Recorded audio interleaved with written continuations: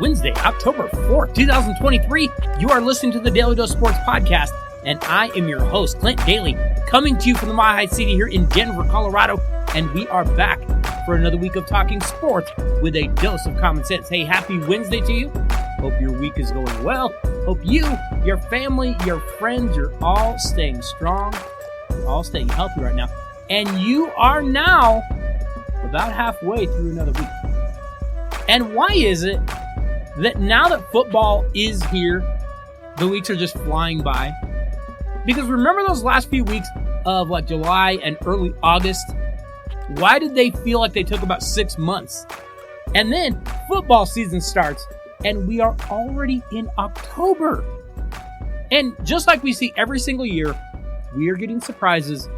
We are getting some crazy things happening. Let's jump in this week in the world of college football, where we started off the week right off the bat. Friday night, number 10 Utah was upset by number 19 Oregon State. Hey, I picked Utah to win the Pac-12 this year. They had better rally after that loss, because that did not help their cause at all. The number 1 Georgia Bulldogs had to rally to get past a very average Auburn team. Didn't really see that coming. And Georgia tight end Brock Bowers, he seriously took the game over by himself. Now, there's no way a tight end could win the Heisman, right? Because dude had 8 catches for 157 yards, and he scored the game-winning touchdown. I don't know. He's making a pretty solid case for the Heisman. Speaking of the Heisman, last year's winner, USC quarterback Caleb Williams, torched the University of Colorado for 6 touchdowns on Saturday. Meanwhile, USC's defense, it looks really problematic. They allowed Colorado to close the lead to 7 points as the game expired. USC wins 48-41. Having said that game did not feel like a one-score game. I know Colorado scored at the very end, even though it kind of seemed like they were stalling to score at the very end. Not sure what was going on there, but that didn't feel like a one-score game. Number 20, Ole Miss upset number 13, LSU. That gives the Tigers their second loss on the year, and that most likely ends their chances of making the college football playoff. But then things got a little more weird, because the game ended and the Ole Miss fans stormed the field. Now again, I understand college kids are excited. But when I see a fan base storm the field, the first thing I think of is that you didn't think there was any way you would win that game, and then you won that game. You were number 20. You were playing number 13 at your place. Come on, Oxford. You're better than that. You're in the SEC. You have Lane Kiffin. I mean, you go to bowl games almost every year. Act like you've been there before, Ole Miss. You're not Colorado. Meanwhile, another week in the NFL, and that league, I swear at this point, I know it's just barely October, that league is already drunk. I don't know what's going on in the NFL. I don't even understand what I'm watching every week. The Detroit Lions went into Lambeau Field and smacked the Green Bay Packers about the face, chest, breast, neck, and head. You know, if I didn't know better, I might think that Jordan Love isn't destined for the Hall of Fame like his predecessors. Fortunately, I've been told that he is. Remember when we were being told the Packers are actually going to be better without Aaron Rodgers? Yeah. How's that going? After scoring 70 points on my beloved Broncos and basically declaring themselves Super Bowl champions, the Miami Dolphins crashed back to earth on Sunday. They gave up 100 to the Buffalo Bills and got smoked. Of course, I guess that means that the Bills are probably going to score 120 points on Denver in a few weeks. That should be fun. The Tennessee Titans blew out the Cincinnati Bengals. And the Bengals, they seem to be in some legit trouble. You know, we keep waiting for the Bengals to kind of get going, but Joe Burrow is banged up. and that line can't protect him. And I just don't understand how they're going to get going, because that is a key factor. The quarterback, that guy. Eventually that defense wears out. Running back isn't doing as much. I don't know. We might be waiting all season for the Bengals to get going. Don't like the way their season has started off. The Pittsburgh Steelers lost quarterback Kenny Pickett to a knee injury, although it doesn't sound like it's going to be that serious. And then his backup, Mitch Trubisky, reminded us all why he is a backup and couldn't get a starting job. The Houston Texans blew the Steelers out 30-6. Who saw that coming? Texans quarterback C.J. Stroud looked like he was back at Ohio State. He was doing whatever he wanted. Steelers, that's not how Ohio State quarterbacks work in the NFL. Not sure if you didn't get the memo or what was going on there, but they lit the Steelers up. Finally, my Denver Broncos fell behind 28-7 to the winless Chicago Bears. The Bears, of course, were trying to break that losing streak of 13 straight games. And I'm going to be honest, everything early was working for the Bears. The Broncos were dead in the water. The offense was barely getting the ball when they did go 3-and-out. The defense couldn't stop anything. I mean, quarterback Justin Fields had that Bears offense rolling up and down the field all they wanted. I was actually on my way to Dove Valley with both a torch and a pitchfork.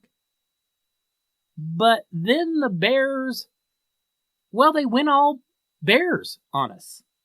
They allowed the Broncos to score 24 straight points and steal a 31-28 win on the road.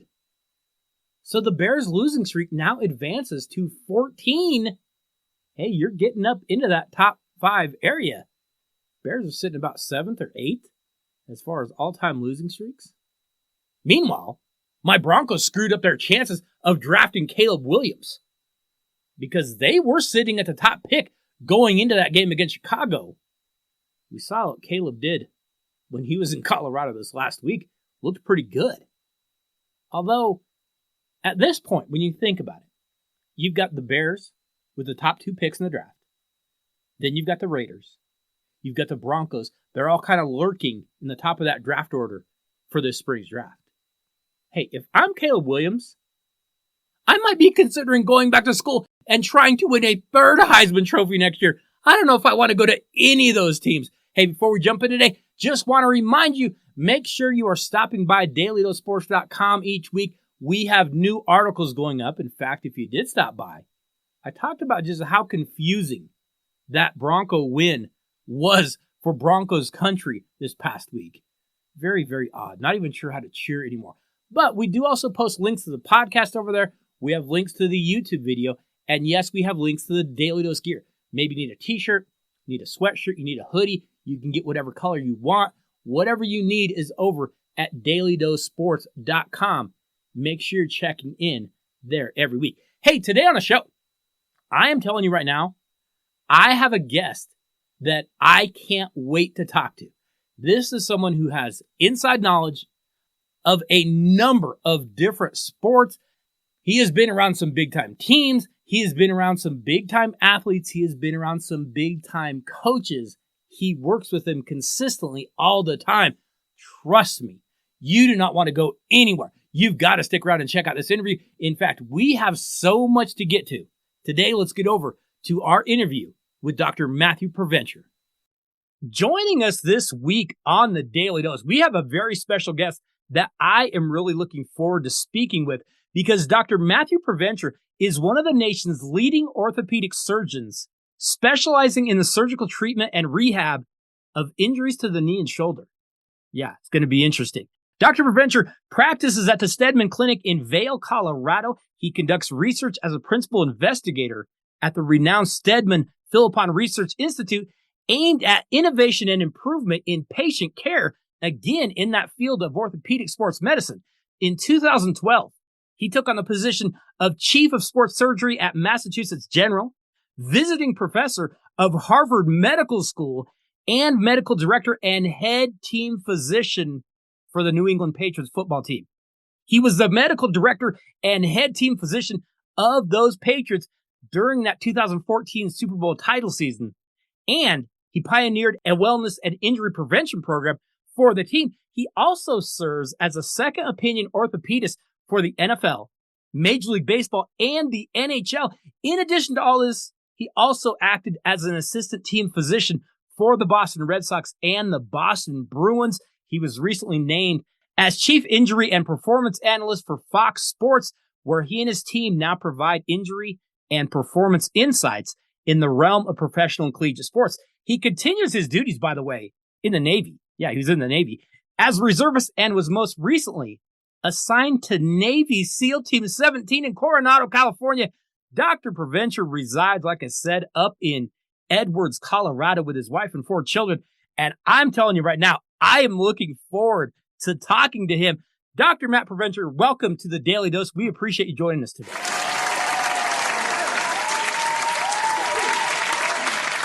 Wow, Clint, that's way too much, but it's a great pleasure to be here. Thank you so much. You have quite this background. You've gone through the military. You've gone into this amazing profession and excelled at it.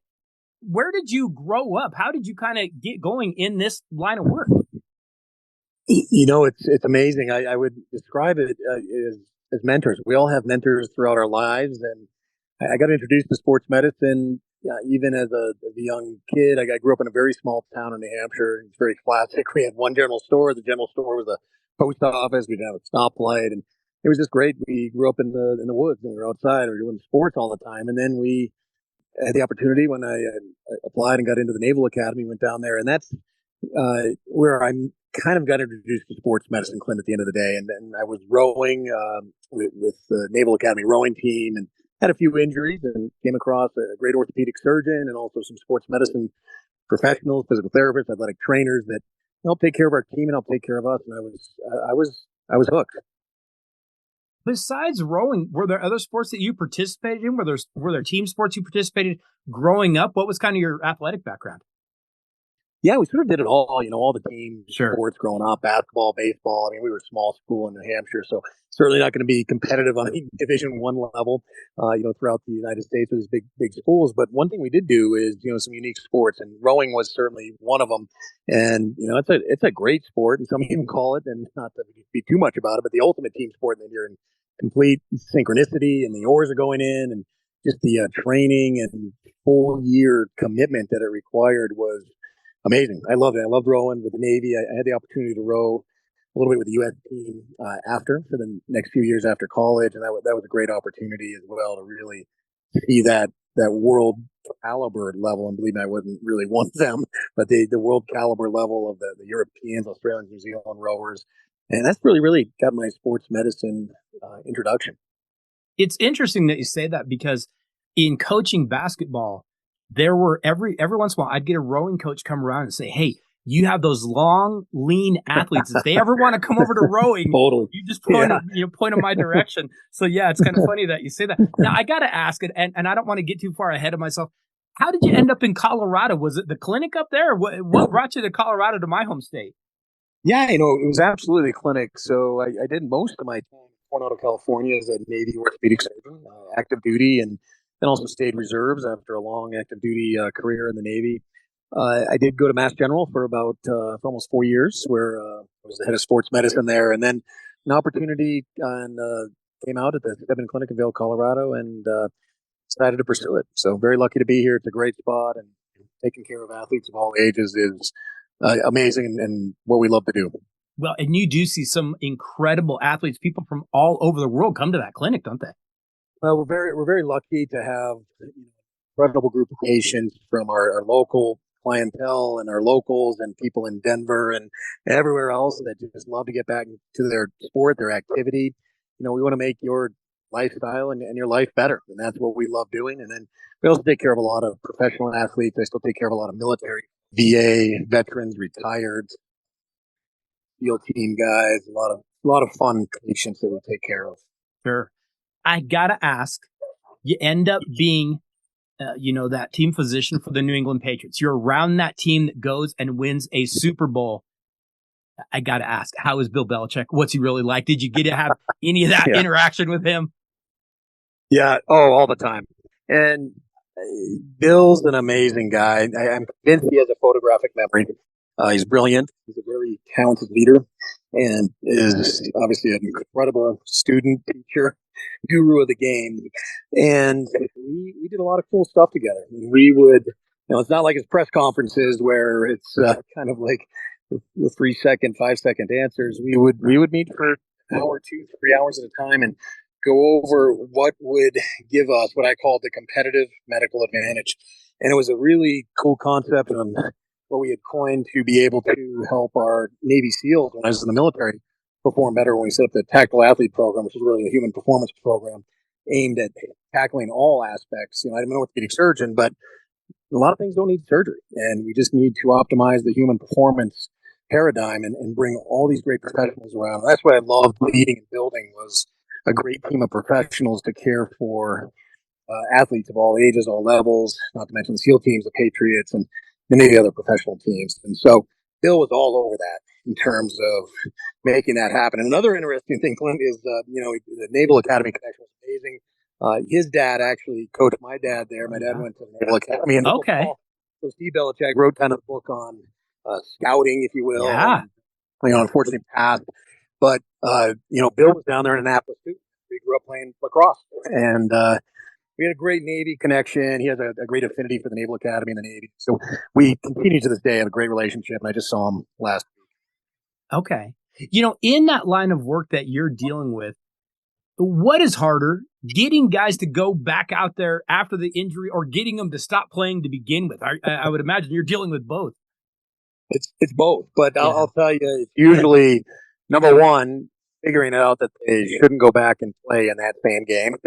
They do a great job of trying to hide the injury. That's why covering an NFL football game as a head doc and with my athletic trainer and all the great professionals and 60 plus people in medicine we have on that NFL field at any given time, we're looking for that injury, and they're very good about hiding it. The next thing is after injury and after recovery, and we also want to make sure that they are really ready to go back to play. And we put data and stats on that. We used a lot of analytics, and that was a big part of the thing I really wanted to try to do is really bring a data-driven approach about when you can truly return to play and using a lot of metrics and tests and other things to make sure you didn't get another injury because, being out again of an NFL game was a ton. But I'll tell you, going back to the simple answer is, it's really hard to keep them down. They want to go back and play. They love the game. Sure. And that's what makes them, the great, athletes that they are. And at the same time, you're in that business of trying to go, okay, wait a second, what's really going on here? And are you truly capable of even going back in there? And I want to get to a number of things, but I wanted to ask you, already in the NFL this year, and I know you're well versed in the National Football League, in week 1, we saw absolute disaster strike for the New York Jets. They had signed their best quarterback since Joe Willie, but Aaron Rodgers went down with that blown Achilles. When you looked at that, did you look at it and think, that's an age thing, that's a turf thing, that's just a, unlucky kind of thing? What did you think when you saw that injury? Well, first of all, I felt terrible for Aaron. Yes. I worked so hard to get there. This was, for the New York Jets fans and everything, my heart goes out to everyone, and especially Aaron and his teammates, because it's a devastating injury. It's really hard. When you look at the video, it's definitely something that's no question a tough injury, right? Yeah. Right. And he's a veteran. If he can walk off the field, he's going to walk off the field. If he can't, he needs a card or needs a card from the tent. We have an issue. So I feel really badly for him. My 39. The other sport, we see a huge resurgence of Achilles injuries. Guess what? Pickleball and other things. Oh, wow. You look at the age group and demographic. Yeah. No, that does make sense, though. Yeah. So, I think, injuries are a huge part of the game. And, we follow this and analyze this at a company called The Predictors. And it's been a big part of what we do in terms of how we use analytics to optimize play to get players back, to know how they're going to come back, what they look like. And it's been a really good journey, but it was born out of what we did with the Navy SEAL team folks in building that tactical athlete program. So how do you compare those two things? You've got Navy SEALs doing absolutely insane things. You've got these professional athletes doing also insane things. That's got to be a lot, I guess, a lot more similar than I would have ever thought about. Yeah, it totally is. Clint, I get asked that a lot. What's the comparison between, a Navy SEAL team individual and professional athlete? I mean, they're really one of the same. They're focused, they're driven, they've got resilience, and they're focused on a mission and a job. And it's just a matter of, what their bodies have to do. The team guys get pretty beat up, just like you do in football. And we actually even started what we called the banged up score, or the bus, with NFL. But I also applied it to our SEAL team guys got banged up, and they were certainly banged up because our country asked them to do a heck of a lot and go out on deployment after deployment after deployment, or go out and play football game after football game, or professional hockey game, professional baseball game, again and again and again. And it's a lot. It takes its toll on the body. We also saw in week 1, we saw that Cleveland Browns injury with running back Nick Chubb, where he had the horrible knee injury, but that game was on natural grass. Some of these injuries, they just can't be avoided, can they? You've got these giant bodies colliding with each other, people stacked up. Some of these, you just can't legislate out of the game, can you? No, you can't at all. Clint, exactly. Some are contact, and some may be a little bit turf related. We have a lot of data that shows that there are certain injuries that turf is not the best for certain injuries, and certain types of ankles, certain type of knee injuries, even some hip injuries and calf strains, for example. And we scrutinized our data after Aaron Rodgers, and what's interesting is the incidence, or how many Achilles occurred on turf versus grass, was the same.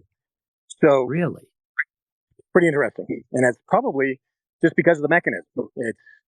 It's dorsiflex of the ankle. The ankle goes into that position. It's like a squat position, and the calf lengthens.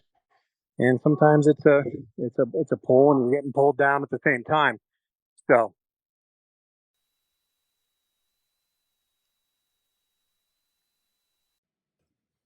Okay, so we are back with Dr. Matthew Provencher, who, after a career that included being the New England Patriots team doctor during their Super Bowl season in 2014, was recently named as chief and performance analyst at Fox Sports, where he and his team provide injury and performance insights into the realm of both professional and collegiate sports. We were speaking about the injuries that we've already seen in the NFL this year to both Aaron Rodgers and to Nick Chubb. And this last week, we also saw that injury to Pittsburgh Steelers quarterback Kenny Pickett. But we have seen these injuries take place on both synthetic fields and on natural grass. So I want to talk to you about those injuries. And I guess my question to you is, some of the teams in the NFL seem to be incapable of keeping a natural grass surface year round. Would playing on what would eventually be painted dirt actually be better injury-wise than the synthetic stuff that they currently have? Yeah, I'm not sure the players would love painted dirt, Clint, but there certainly is something here with the turf versus grass debate. Our company looks at this quite a bit at the predictors. We have a lot of data. We've dug pretty deep into this. We've seen it at the stadiums. I'll tell you a story. When I was with the Patriots, it always, these stadiums are multi-use facilities. They're amazing venues. And, you'd have a big concert at Foxborough, and you've got a massive amount of plywood. You've got plastic put down. You've got all these things put on the turf. And NFL representatives and team reps would go out after to make sure that the turf, quote unquote, bounce back. And they have this thing called the Clegg test, or a bounce ball, and all these metal balls they put on it. And the measure basically the bounce back, or the resiliency, and how it comes pre and post on the turf. But the players always say, it's just not the same even after a concert. And the same is probably true of even grass if you put stuff over grass. But the beauty of grass is it just comes back more naturally. And the reality is there are probably some differences in grass versus turf. There's no question in my mind in terms of injuries. Well, and we are seeing those injuries, and they seem to be taking place on that synthetic grass, but your group is studying these injuries. So what injuries are you seeing more of on the turf than on the natural grass? Yeah, so it's not all of them. So as you would imagine, shoulder, elbow, wrist, those, that's the same. There's not going to be any difference there. You have to keep in mind that about half of the stadiums are turf and half are grass. And of those turf stadiums, there are probably 10 to 12 different types of turf and turf companies. So there's a lot of variability and not a lot of consistency across the turf product. There's a lot of different companies, there's a lot of different infills, types of turf, etc. So with that, you see a variety of different injuries in different stadiums. Obviously MetLife got a lot of exposure last year. They actually changed out their turf this year, but then Aaron Rodgers goes down at MetLife with his Achilles. Now, what's interesting, we didn't see a big difference in Achilles tears on turf versus grass, but where are there differences? A variety of ankle injuries and a variety of knee injuries, as well as hamstring. And if you really sort out the injuries that are really non-contact versus contact, or just take all comers, for us and our data, it doesn't matter at the end of the day. We were still seeing a higher incidence on turf of these injuries. And that would be validated by literature that's been published in the peer-reviewed sports journal and our really good sports journals that we review and look at. And data sort of mirrors that. Okay, I've heard now that Aaron Rodgers underwent some different type of surgery on that Achilles. And we saw at the Jets-Chiefs game on Sunday night, he was already kind of walking a little bit. He looked pretty good, but that seemed really, really early to me. Is this new surgery possible? Is this just a sports rumor? What do we have going on here? Yeah, he looked pretty good Sunday night, kicking that leg up there and hanging out in the box at the stadium. So yeah, what he had it's really interesting. We do a lot of work in orthopedics to try to make whatever we're fixing stronger, better, so you can get back more efficiently, faster, safer, and have less re-injury.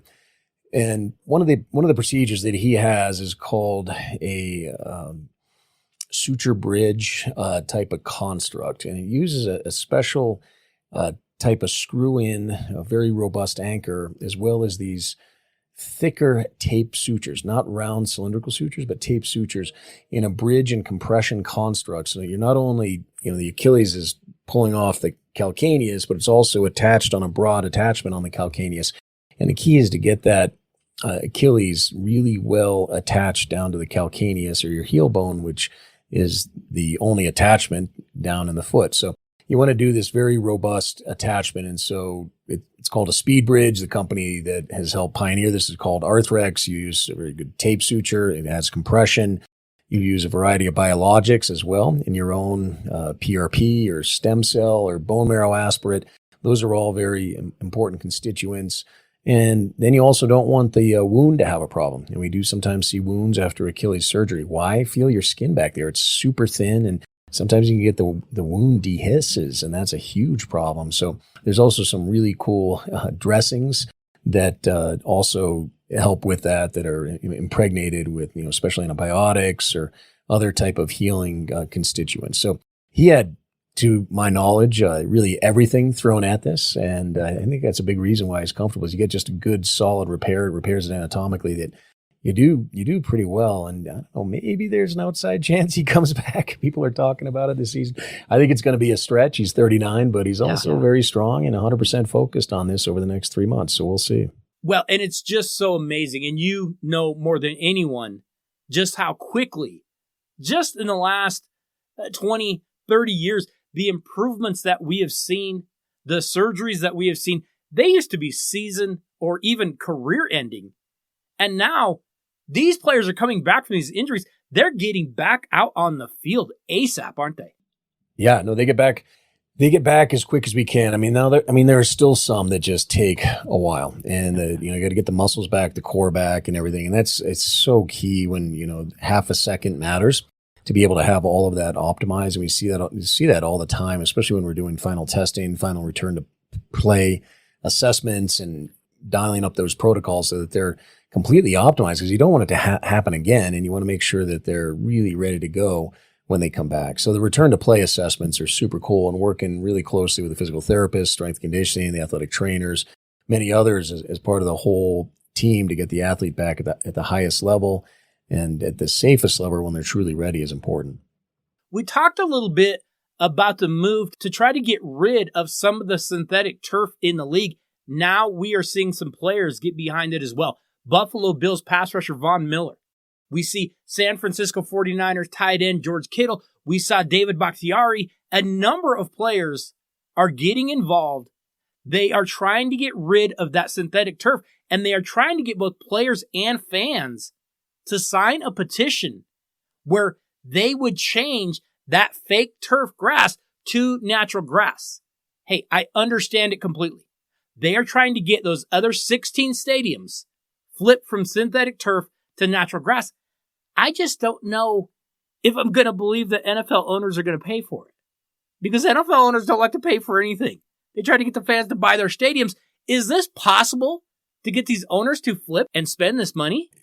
Everything's possible in the NFL. I mean, the NFL has, the capabilities to do this. I think some of it is just how it is truly executed. I mean, there are just some stadiums that are going to be hard to get grass in. Now, you look at what Arizona did; it's truly amazing. But that's Arizona climate. They're able to grow the grass in the out in the parking lot, and then wheel it in on train track type wheels. It's unbelievable. And so to keep that grass absolutely beautiful, because there'd be no way in a dome stadium to be able to do something like that if you got a closed roof. So, there's some stadiums that are going to be tough to do this, but I think at the end of the day, having a consistent product, grass, and one consistent product of turf would be something very nice for the league to have, and at least start with for the stadiums that may not have the turf, because there are a bunch of different companies or a bunch of different kinds. And the three basic types of turf are, you got your basic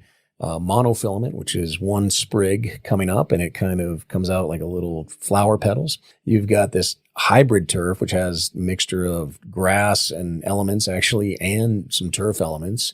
And then you've got another product called slit film. And slit film was introduced by these companies to be a very durable product. And it comes up as a sprig, but it also is a honeycomb mesh. And the reason the honeycomb mesh is good for the field, if you will, is it's very durable. The problem is it's a honeycomb mesh, and players feel that their cleats get caught in this honeycomb mesh slit film.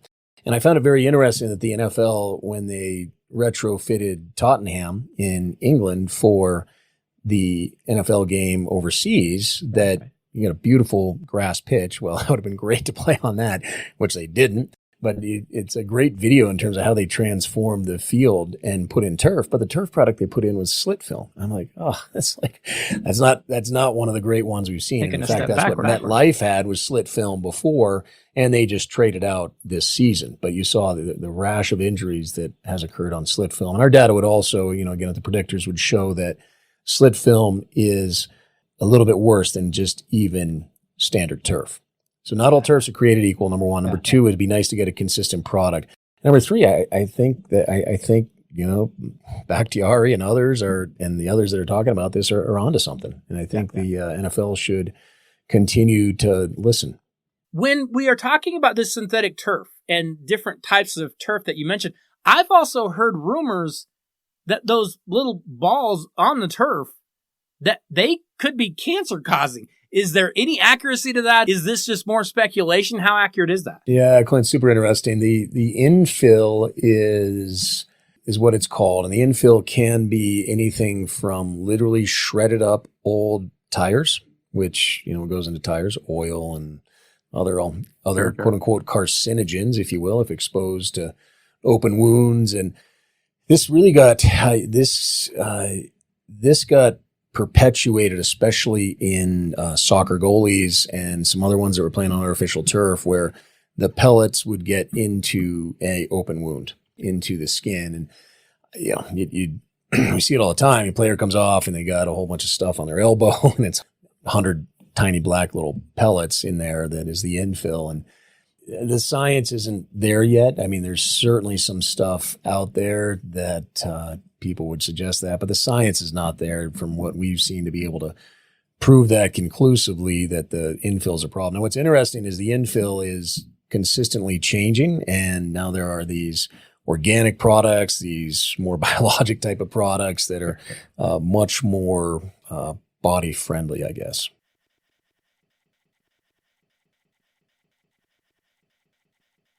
Okay, I've got to ask this question, Dr. Provencher.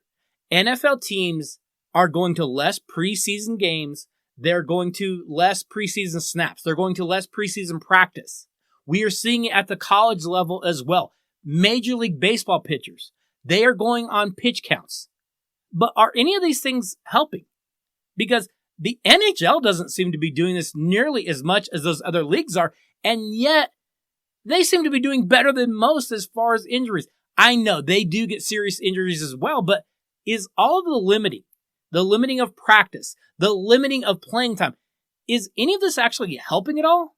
Hard to say. I think the jury's still out. I will tell you, I think, now with 3 games, less snaps, more protection, the thing we still see is the first 2 weeks are pretty wild in the NFL. Yeah. And there's a lot of injuries the first couple weeks, and there's, potentially even more the first week 1 or week 2 based on how you look at the data and how you look at what injuries are happening. And we've seen a little bit of uptick in injuries, especially week 1 and week 2. It starts to level out week 3, 4, 5 back to baseline about 5-6 years ago. But it's an interesting observation you have, Clint, because, there's something about conditioning, getting used to the game, doing the reps, doing the practice versus, protecting the body.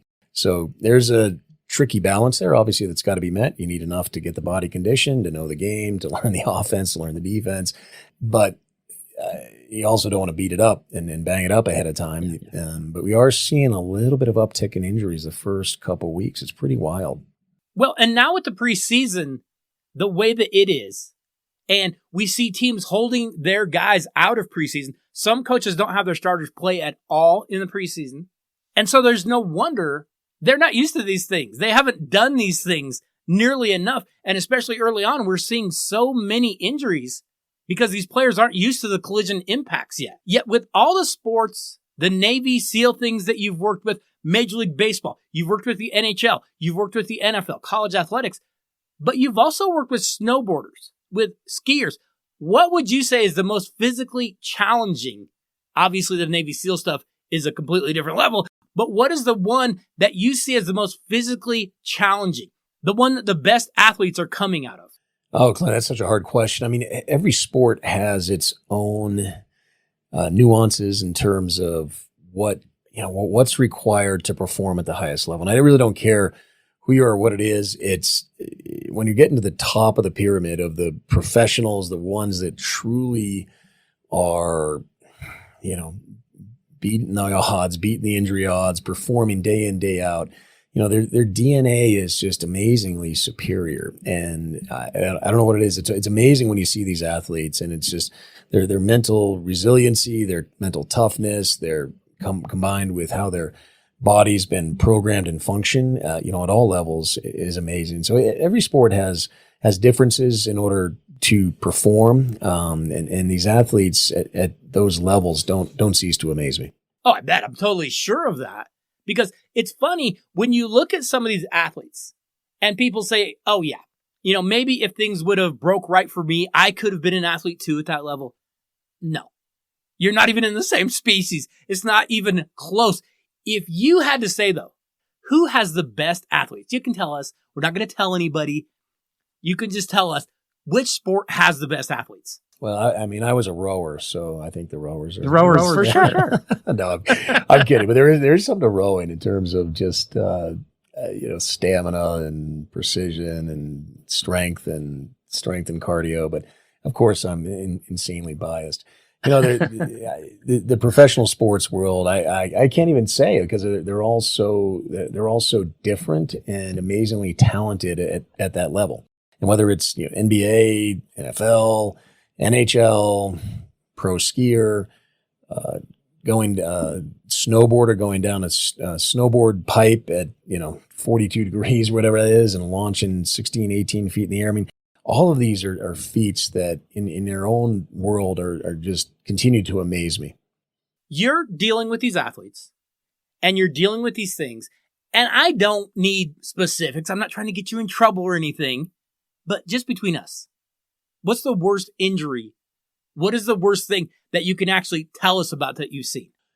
Yeah, there's some tough ones out there. I mean, obviously, from when I was in the military, we took care of some very tough injuries, men and women that, and really tough injuries that would get medevaced from overseas, from Iraq, from Afghanistan, and they'd show up at Miramar Naval Air Station 2-3 days after the injury, well packaged up from whoever was deployed overseas, which, was me at times, or many times my colleagues that would, do a great job taking care of them and providing what we call damage control orthopedics or trauma orthopedics care. And then, they'd come back to us in San Diego or San Antonio or Bethesda, Maryland. And the three main facilities where we'd take care of these, wounded warriors. I mean, these heroes, American heroes. And it was a great honor, but it was also significantly, trying when you could see 18 to 23, 22-year-olds, or you name it, with, they have one leg now. They have one arm. They have no arms. They have no arms and one leg. It was really trying. And so with that, we really worked hard as a team to try to reconstruct what we could, preserve what we could, to do the best prosthetics, orthotics, everything else we could do for them to help them get back to their lives at the highest level. So that for me was an amazing story of heroism and sacrifice, and return to trying to get them to return to their life. And so from just an injury standpoint, no question, that's absolutely the worst, most horrific things I've seen. And it was just a great privilege to try to work alongside a great team that helped, had the opportunity to put these back together. I would say from the professional athlete side, anytime you see broken bone that's sticking through the skin, or a knee injury that rips not just 3, but all 4 of the ligaments of the knee, plus a meniscus, plus cartilage damage, plus other things. Those are all very hard.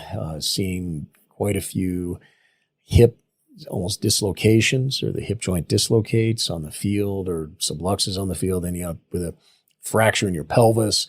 These are big injuries that can be hard to come back from. And you're seeing it with Nick Chubb. He's got to have a stage surgery. He already had part 1 of his surgery where he had the MCL and meniscus, and he's going to go get his ACL fixed here probably in a few weeks. The reason that's staged is so you don't get as much stiffness in the knee, and you get an optimal rehab, and doesn't really change the end timing of when he can come back, which will probably be 8, 9, 10 months for an injury like that. But he's already done it before. And so he's got incredible DNA, incredible resiliency for, a guy like Nick Chubb to be able to get back on the field. And we'll see him next year, and, fingers crossed as long as everything goes well. So seen a lot of injuries throughout the time. We've had to come up with a lot of unique ways to treat these, from whether it was in the military and the blast wounds all the way to some of the professional athletes. We want to try to provide the best possible outcome for everyone.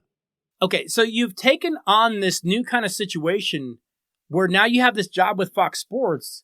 You kind of come in, you give your medical opinion, you give some ideas on what you might be seeing on the field, but that has to be hard because you've got to be both medically accurate and yet also be sensitive to the public, sensitive to the people that could be watching. How difficult is that job for you to do in that regard? It's incredible. It's a great opportunity. They do a great job. They've got an incredible broadcast production team, and they know how to put it together. They know how to put the message together. We've got a great crew. My producer's amazing. And so we're able to, I think, script it the right way. So it's respectful yet informative to the fan. We have to be respectful to the player, and their families and those that are watching the game. It's injuries part of sport, and we want to be able to provide information, but first and foremost, we got to be respectful. Yeah, definitely, because that's the line. And we all remember, well, some of us are old enough to remember, the announcer would look down and say, well, it has to be this. And I remember just sitting there thinking, why are you saying that? Like, you shouldn't be saying that already. We have no idea. I'm sure you're trying to avoid those situations. But let's talk a little bit about the predictors. The predictors are a group of data scientists and sports enthusiasts who develop cutting-edge algorithms to predict not just athletic performance, but also athletic injuries. And your work has been featured in a number of publications. You've worked with the top teams in the NFL, NHL, Major League Baseball. Tell me a little bit about what the predictors do kind of on a daily basis. Yeah, Clint, it's an interesting story. So we actually started this whole concept when I was in the military, when we were working with the SEAL teams, and we call Navy Special Warfare Command. And we were looking at ways to enhance the human performance program and really provide the resources that the SEAL team guys needed to excel at all levels and excel at their job, and wellness, injury prevention, everything else that was woven into it. They, imagine back in the day that SEALs would never come in and didn't want to come to medical. Why? Because I was the one that was going to take them out of their operation. Yeah. The last thing they wanted to do, me to take them out of the game. It's just like in the NFL, very similar. So I didn't, we had to switch the mindset by using data, by using information, by using where the injuries were, by using what we could do to optimize sleep, mental wellness, body condition and muscle condition and stretching and, basic stuff, nutrition. But putting this all together, back in the early 2000s was really kind of state of the art. Now, many of the teams are doing that. So we used a lot of data back then. This is really where the concept was born. I brought this to, the concepts to the Crafts and Bill Belichick and the Patriots. And we put together, I think, a really cool human performance program. We had quite a few elements there, especially a really good nutritionist who was amazing, an incredible athletic trainer. Head ATC was great. So we had a really good crew there that was already doing stuff. We just needed to bring in some more elements and then bring some data in. And I quickly realized Belichick was, he knows enough about medical. The guy has a photographic memory, I think. I'm convinced. But he was not going to learn medical speak like we know medical speak. So I had to learn coach speak a little bit better. And that's how we use the data to interpret medical to coach speak a little bit better. And that's when I left the league full time in late 2016, we were able to then start this. I saw an opportunity to be able to arm fans with information and use the data that we had built from Navy Special Warfare and our battle tested data there to then be able to use that in NFL and as well as other sports. What is the most surprising data that you're getting? Is it the way that the injuries are taking place? Is there anything out there that you're looking at and saying, I don't know if I expected that going into it, but I'm learning some things the more research that we do? Yeah, I think there's a lot of examples of that, Clint. There's, there are a lot of, in Fox Sports, we have a lot of experts in the room, but then the data speaks. So it's pretty interesting. Sure. You got a lot of people that can talk around the table. And there's a ton of people with amazing experience, but when you start looking at some of the data, there's a few myth busters there. And so how do you perform after this injury? How do you do on this? How does the injury happen here? How does it happen? What can we do to make that player optimize better? How do we help the player with that? So there's a lot of follow-on data solutions that come out of this as well. Okay, so when you're working with the predictors, is it just research? Are you working with specific groups or specific people? Can anyone be involved with the predictors? What is it that they do? And who do they work with? Yeah, no, we have a whole company that is a group of fanatical sports and fans. And I have a team with 75 years of NFL experience on the sideline. So it's a pretty cool group where we're, talking every day, working every day, all the time to be able to put together what happens every Sunday. Is it just NFL? Do you work with any other sports, or can anyone reach out and be involved with that group? Yeah, no, we're always looking for people that want to be involved, and I call it a coalition of the willing that love sports and love to interpret this stuff and be involved at a high level. And then we got a great data analytics team to help interpret what our experts around the room know. So we're doing a number of other sports, NBA, NHL, baseball, soccer, etc. So it's a cool engine we've built, if you will. Yeah, we spoke a little bit before about your athletic history as far as rowing and that kind of thing. How much involvement does your group have with those Olympic sports as well? Yes, we do quite a bit here. The Stedman Clinic where I'm based has a USOC relationship, so we have the opportunity to treat a lot of our Olympic athletes here, which is a great privilege. A lot of my partners do that as well, along with myself. So it's a really great privilege to do that. And we're also, doing a lot of data analytics in that realm, and down in Colorado Springs, working closely with that group to really optimize Olympic performance. And that's a great group of athletes, I'll tell you. Really amazing.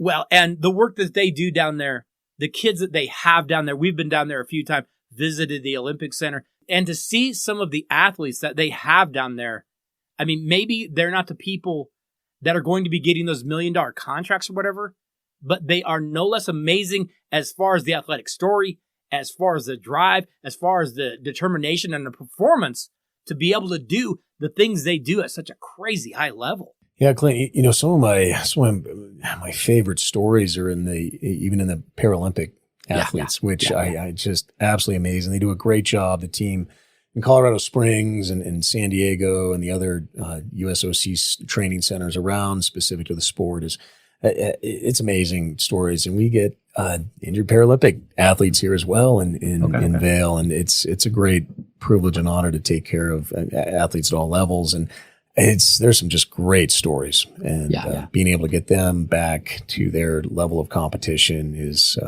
really humbling. We talked a little bit about the NFL, and I don't want to go too far down this path because we've covered some NFL stuff already. And I know that you're more involved with the orthopedic stuff, but we're also looking at the head injuries. When we're looking at turf versus grass, does that play a role in the head injuries as well?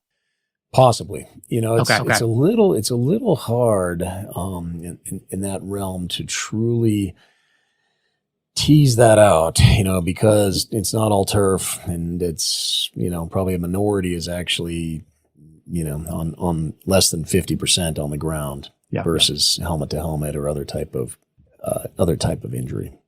Okay, and that's what I wondered if there was any correlation at all. It's you think, you see these injuries that the helmet, the quarterback is a classic one, goes back, is sacked, helmet bounces off the back of the turf. Would it be different on grass or is it off the grass? It's hard to say. What I can tell you is after brain rest and after going through the 5-step NFL concussion protocol, which, to be honest, the concussion protocol has really evolved. The NFL, I think, has done a great job. Kudos to them for really taking I think the lead in all professional sports. Again, we deal with a lot of professional athletes, a lot of different sports, but the NFL has taken the lead in this from many other contact sports. And I think other sports leagues are continuing to follow this. And, our 5-step protocol has been in place for a long time, but there are just other ways that are better to be able to recognize it, with the ability to have the spotter, the eye in the sky, a couple of athletic trainers that are unaffiliated, the unaffiliated neurologic consultants that are 2 on each sideline, and making those decisions not just from a quick assessment, but also really good data, pre-brain data, post-brain data, all these types of things where we have really good exams to be able to see how the athlete's progressing and progress through a very good 5-step protocol. And so my hat's off to the NFL for doing a really good job with this. It's not perfect, but again, with a contact sport, it's probably never going to be perfect, but it's so much better than it used to be. Oh, by far. And I mean, things just have changed so much, even in our lifetime. It just seems like it's getting better now. We're now seeing the shells going on the helmets. They're saying those could be coming permanently. They might be a little more safe. I don't know how it's going to look, but that data from preseason was maybe about 8 to 10% difference in concussion. So, that's a real number, especially in preseason. And the average games missed after concussion is several games. It's not it's not just 0. It's not 1. It's more than 1. So, and it's time to get through protocol. And we know that brain rest is important. Sure. Okay. I've got to ask you what might be the most important question that I'm going to ask on this podcast today. Is the biggest one. I know you're a East Coast guy. I know you grew up on that East Coast. I know where you're from and everything, and you grew up with those Boston teams. But, I mean, you live in Colorado. So who are you rooting for? Which teams are you cheering for now? Yeah, so I grew up in New Hampshire, and I was a very beat up New England fan for a long time. You have to imagine Patriots went to one playoff game before Kraft's bought them. And you got robbed in that playoff game. Yep, exactly. I went to one, and that was it. One and done and out. Yeah. The Red Sox, really long time, really long, rough years. The Bruins were okay. So, when I was there, it was a good time to be there, being a New England fan at heart. And I probably have my parents to blame for that, like many of us do, that, we just watch the games and listen to all the radio announcers and for baseball and everything. And those were great, family times, listen to it, no matter how bad, the team was. So I'm a New England fan at heart, Clint. Okay. I'm sorry. It's just, no, that's all right. Just the way it is. But, teams like teams like out here, teams the Broncos, the Chargers. I spent a ton of time in San Diego, and I was so bummed. And my kids were so bummed when they left San Diego. Yeah. And so now we got a number of allegiances. Well, and I'm going to give you some credit because you've actually gone through the difficult times with the Patriots. I'm old enough to remember those days when you were hard luck. You had Steve Grogan, those kind of teams. And so the people that are like, well, the only quarterback I ever remember is Tom Brady. Okay, but you haven't dealt with pain. You don't understand heartache and those kind of things. It's funny because I was actually out in San Diego just a couple of years ago. And the guy was driving me to the airport, and he was listening to sports talk radio, and I asked him, so who's your team? And he said, well, I'm a Chargers fan. And he said, well, who's your team? And I said, well, I'm a Broncos fan. And he goes, oh, man. And I go, I know, we're pretty bad right now. And he goes, no. You don't get a complaint.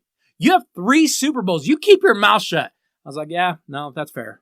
It's all relative. And then, then you get spoiled, because it's one parade after another in Boston. But what's amazing is the parity in the league and how it comes full circle, every 7, 10, 12 years with these teams. And draft picks matter and the draft matters. And it's truly amazing when you look at how teams can come and go over the years. It's really, really hard to sustain. That's one thing I did see is, when we're consistently in the playoffs and consistently deep in the playoffs, that takes its toll on a team. And you look at NBA, you look at NHL, those are long seasons if you're in the playoffs.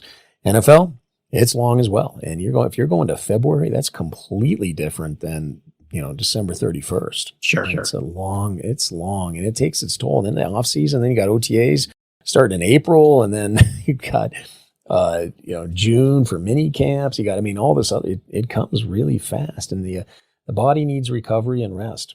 Well, and I'm always fascinated just by the expectations in the world of football. You come into the college or NFL season, we're not very far in right now. We're maybe a month in. But some of the teams, you can tell they were coming in and they were expecting really, really big things, and then they struggle a week or two. And you see that confidence drop. You see that team starts to struggle. And for Bill Belichick, and I know we can debate whether or not he's the greatest of all time, but the way he kept finding a way to getting his team back up to that level, it's unbelievable. It is truly amazing. I know now there's like a Belichick, Brady war, who's better, whatever. My feeling is they were both just really, really good together. Yeah, no question. That was a special time on the team, Clint, and had it built up. But it's the coaches are amazing, and Belichick always says it's a player's game. It's a player's game at the end of the day. The coaches help execute the plan, keep things organized, get them to the meetings, do the right drills, do the right plays. It's a player's game, and so my hat's off to the players and coaches in the league that do this day in, day out, because it is a grind and it's a long day, and the coaches are there. The medical staffs are there a very long time, and you're talking 18, 20, 22-hour days. It's insane. You bring up a really good point, because the ability of these athletes to do the things that they do, and you think back to a guy like Jerry Rice, maybe wasn't the fastest, maybe wasn't the biggest, but what he did, because of his heart, because of his desire, you compare that to a guy, say like a Jerry Porter, who is bigger, stronger, faster, had all of the measurables, everything you would want to see at the combine, and you go, why is one so much better than the other? Hey, some of it is a little bit of luck. Some of it is you ended up in the right place at the right time with the right staff and the right teammates. And some of it is one guy is not going to be denied no matter what. It doesn't make any difference. Yeah, no, the grind is amazing to me. It's the NFL, the behind the scenes, you see a little bit of it on Hard Knocks. You get a few of these inside views of what goes on day to day, but you really don't see the hours. And, getting on a plane in Kansas City on Sunday night or Monday night and going back to Providence where we would fly out, it's you're getting done the game around, midnight East Coast, 11:30 East Coast. And you get on the plane, an hour and a half later is usually when we're on the plane and wheels up, hour and a half, 2 hours after the game.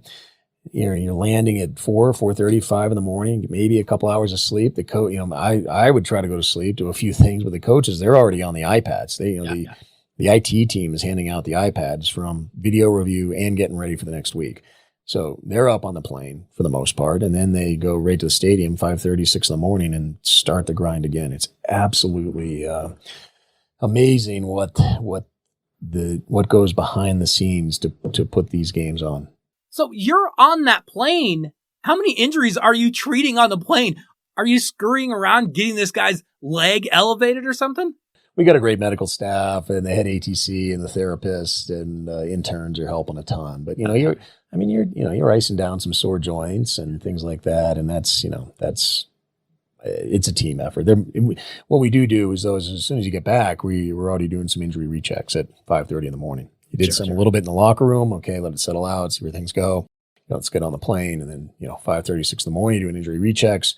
Monday afternoon, if that's Monday morning at 5:30, 6 in the morning, I'll come back Monday afternoon. We'll do some more injury rechecks at 1, 2, 3 o'clock or something like that. So it's it's just we just got to get things organized and get them treated at the highest level. You got to do it. Very, very interesting and fascinating to me to kind of take a look behind that curtain, see what's going on there. Hey, I want to say thank you to Dr. Matt Provencher and the work that the predictors are doing out in the athletic and medical fields. It is truly, truly amazing stuff. I want to thank you so much for coming into the Daily Dose. So how would a coach or a player or someone get involved with the predictors? Yeah, just reach out to us, thepredictors.com. We got some contact info there, and please just reach out to us. Hey, again, I want to say thank you so much for your time. I know we had to do a little rescheduling and shuffling around, but I want to say thank you. I really, really appreciate you coming in. Some fascinating, some really interesting stuff that sports fans are going to be very interested to hear.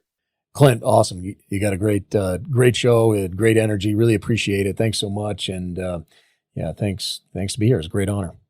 Hey, next week on The Dose, we are chasing one guest. But either way, we're going to be covering all that is going on in the world of sports. We're going to be covering pro and college football. And of course, the Major League Baseball playoffs are underway. So be sure you stop by the Daily Dose and be sure you let a friend know to do the same. Hey, I want to say thank you so much to Dr. Matt Provencher for stopping by and spending some time with the Daily Dose. You are doing some really interesting and important work in the world of sports and in sports medicine. The work that you and the predictors are doing is absolutely incredible, and you are more than welcome to come by the Dose anytime. But I also want to say thank you to each and every one of you for listening to the Daily Dose every week. Thank you for the emails. Thank you for the texts. Thank you for the tweets. Thank you for going over to DailyDoseSports.com and checking out the new things going up there every week. But more than anything, thank you for sharing the show, for sharing the videos, for sharing the articles with someone that you know. We absolutely love it when you do that. Have to say thank you to JSP. Could not do any of this without you. I will see you all next Wednesday.